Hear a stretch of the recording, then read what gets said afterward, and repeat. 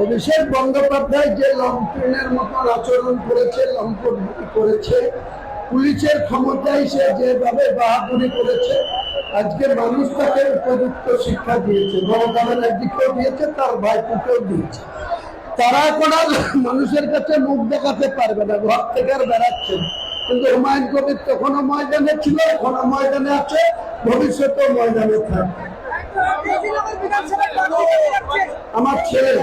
আমার ছেলে গোলাম নবী আজাদ ওরফে রবি, এদের বিরুদ্ধে দুষ্কৃতীরা সব এঁদুরের গর্তে ঢুকে যাবে, আর যে ঢুকবে না তাকে আমি ঢুকিয়ে দেওয়ার ব্যবস্থা করবো।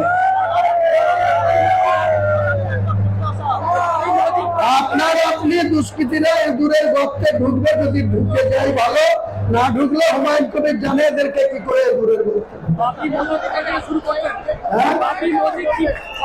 বাবরি মসজিদের কাজ তো চলছে 15 তারিখ থেকে আরো বেশি।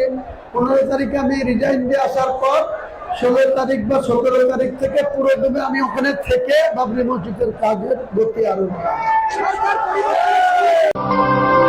বাংলার সঠিক খবর সঠিক সময় জানতে ফলো রাখুন RN TV বাংলা।